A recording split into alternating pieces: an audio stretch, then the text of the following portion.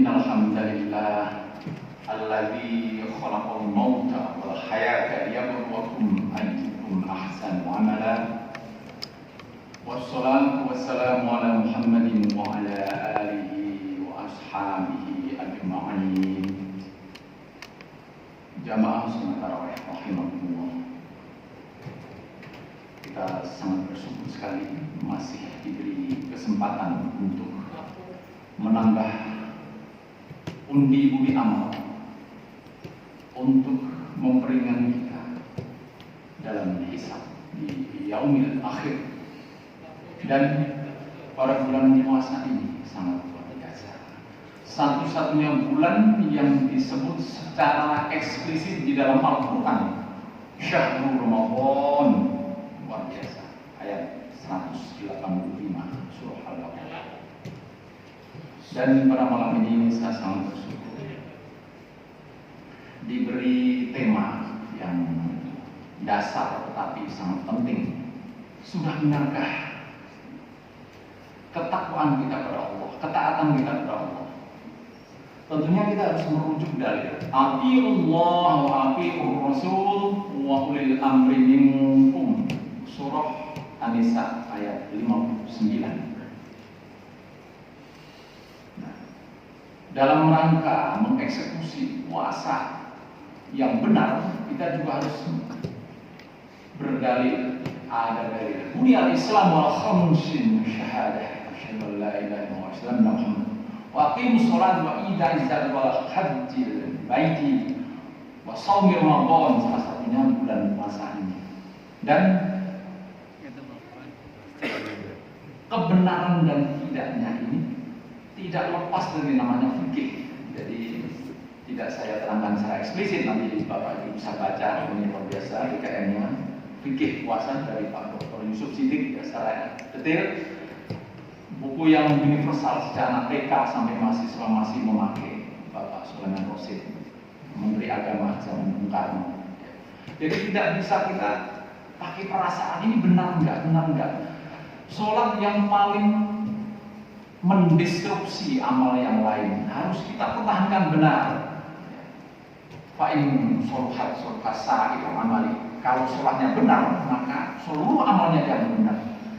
Mendisrupsi, merusak. Fa'in fasadat sa'iru amali. Jadi kalau sholatnya rusak, semua amalnya akan rusak. Makanya kita belajar lagi dari kesempurnaan wudhu.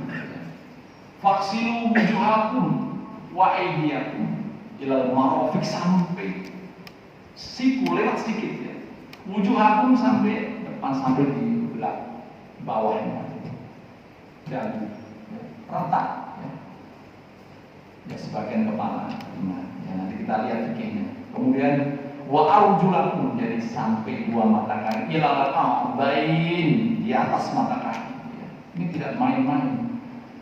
Banyak saudara-saudara kita yang pakai baju panjang tidak sampai dibuka, pakai jaket tidak sampai dibuka, bahkan pakai celana cuma ini berbahaya sekali. Setinggi apapun ilmunya, kalau fikihnya rusak, sholatnya harus benar dulu, mulai dari syarat sahnya sholat.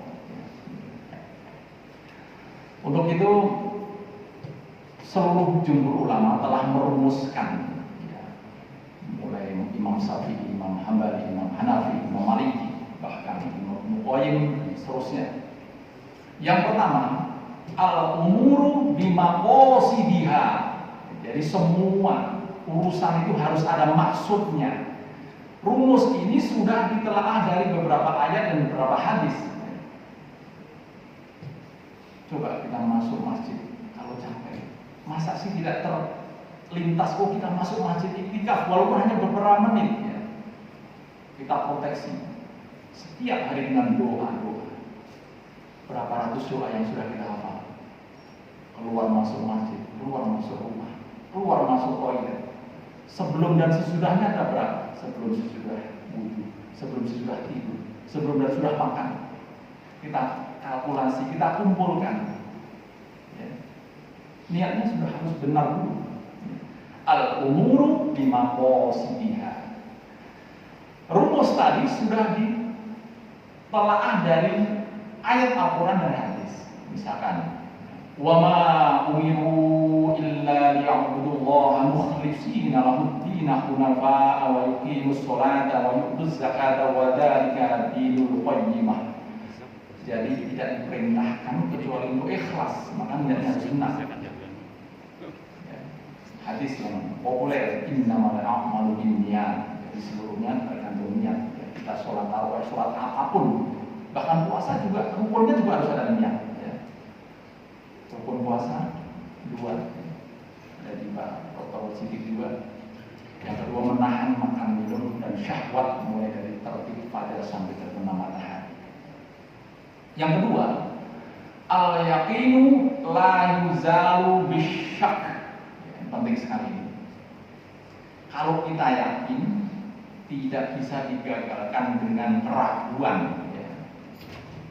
Bapak kalau mau istiqomah biasa lah godaannya. Pernah saya suatu ketika seolah-olah saya ini belum tuju, seolah-olah di sini belum gitu. Jadi yuwaswisufi sudurin nas. Bahkan dari toilet kadang-kadang ini, apakah tadi sudah tuntas atau belum godaannya? Kita patahkan dengan al-yaqinu la yuzalu bisyak. Kalau Bapak yakin, udah harus cepat ambil keputusan. Oh, tadi saya sudah butuh. Bahkan ragu-ragu berapa rakaat. Jadi anak iblis itu tidak pernah mati. Anak pinak cucu, jadi godaannya luar biasa. Ya, tetapi kalau kita ragu berapa rakaat ya kita tampilkan, kita ambil yang minimal, kita tambahin, setelah itu sujud sahwi. Kita berlatih memantapkan keyakinan kita. Yang ketiga yaitu ad-dararu yuzalu. Rumus ini luar biasa. Seluruh yang bermudarat itu harus dihilangkan. Ya. Jadi misalkan Bapak sakit kena air ya, tidak usah wudu ya, daripada akan membengkak menambah sakitnya. Ya. Jadi mudarat harus dihilangkan. Bisa jadi Bapak juga punya pohon ya, kelapa misalkan, walaupun di tanah Bapak sendiri ya, tetapi harus dipotonglah demi keselamatan umum. Demi keselamatan umum nanti akan menjatuh orang-orang yang berjalan. Dan ad-dararu yuzalu ini kalau fikih kontemporer memang masih banyak perdebatan. Kalau di perumahan diberi polisi tidur enggak? Bagaimana kalau mengganggu orang yang ke rumah sakit? Tetapi kalau tidak diberi, bagaimana dengan anak-anak muda yang berkebut-kebutan, masih tarik ulur, bahkan orang yang sakit yang harus diinfus terus. Kalau infus ini dicabut akan meninggal. Ini mau dicabut atau enggak? Kalau pakai dari ad-dararu yuzalu, ya, masa sih orang tua kita dalam tanda kutip kita ya, cabut misalnya, tetapi perdebatan seperti ini nanti kita ya dengan ahli fikihnya. Mungkin kalau di Belanda kan ada eutanasia dengan meminta untuk disuntik mati daripada menderita. Ya. Ini memang fikih kontemporer luar biasa. Yang keempat yaitu ya, al-masyaqqatu tajribut taisir. Ya, ini rumus yang tiap hari kita jalani Pak ya. Setiap ada kesulitan sudah pasti ada kemudahan, sudah pasti. Ya. Bahkan dalilnya juga jelas, inna ma'al usri yusra, inna ma'al usri yusra. Al-usri pakai al itu sedikit kesulitan, yusra tanpa al. Ya.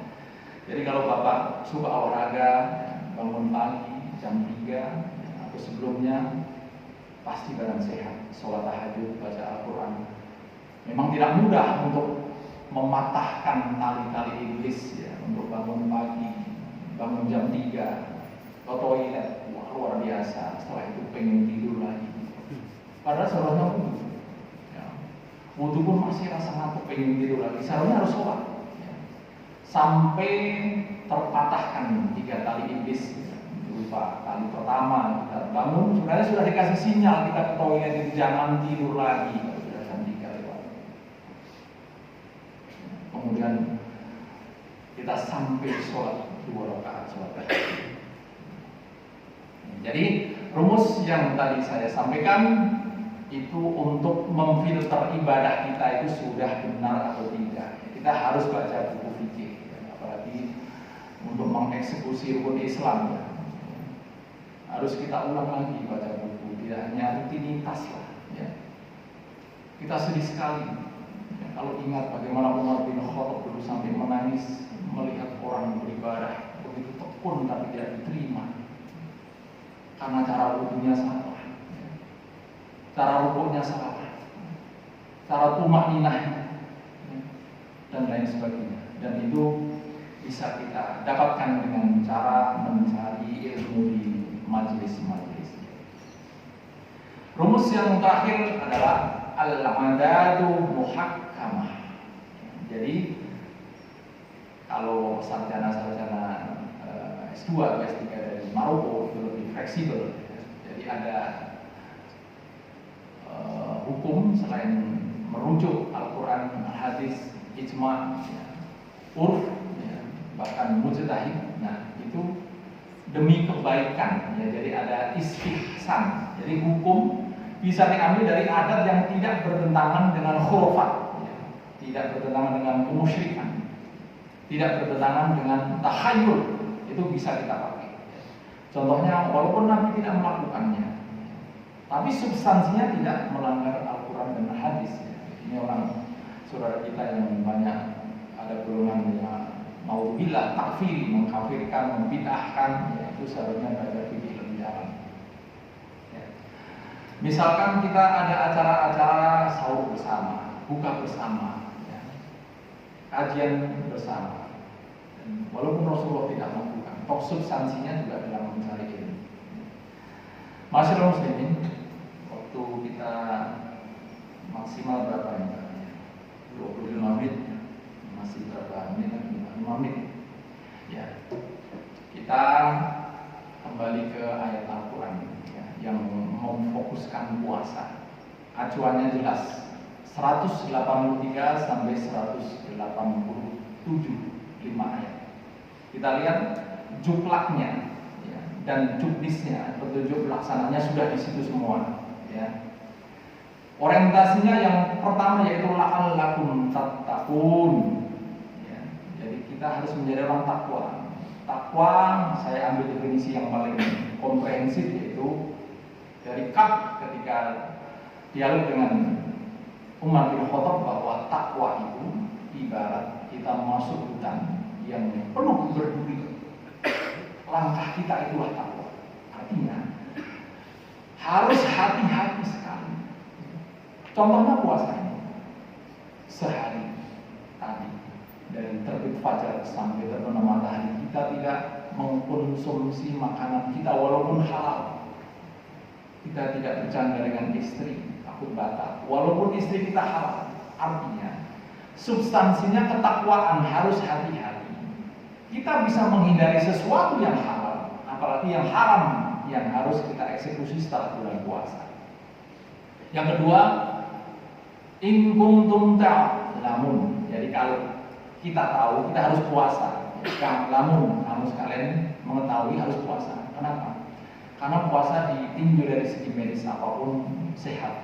Pada saat pencernaan kosong, alat pencernaan berusaha mencari materi untuk dicerna. Di situ kosong, maka dia akan mencari radikal bebas yang bersifat racun. Maka puasa ini sebenarnya mendetoksifikasi tubuh kita dan sehat.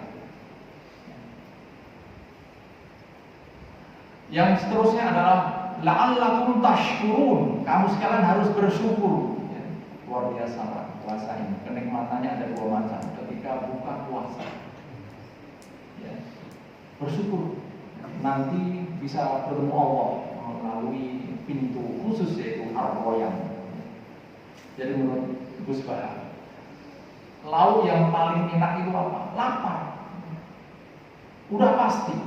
Kenapa kita harus puasa? Mungkin kita tidak bisa menikmati makanan semahal apapun dalam kondisi yang sudah kenyang, pikiran tidak tenang dan lain sebagainya. Kemudian ujung ayat seterusnya yaitu la'allakum yarshudun. Jadi la'allahum yarshudun ini Allah memberi jalan yang begitu lurus, benar, baik ya. Dari kata rasyid, ya. Jadi khulafaur rasyidin itu dari khalifah, ya, orang-orang yang menapaki jalan yang lurus. Bahkan wahyi lana min amrina rasyad di surat Al-Kahfi, pemuda yang beriman mempunyai barter diselamatkan dari raja yang bengis sampai tidur 309 tahun karena ada barter amal solehnya. Dan yang terakhir, kita harus la'allahum yattaqun, kita harus senantiasa bertakwa lagi. Artinya memang ada orang yang beramal 500 tahun dia tidak masuk surga karena ngotot supaya masuk surganya itu hanya berdasarkan amalnya ya. Jadi ini tidak boleh, tidak lepas dari karunia atau rahmat Allah.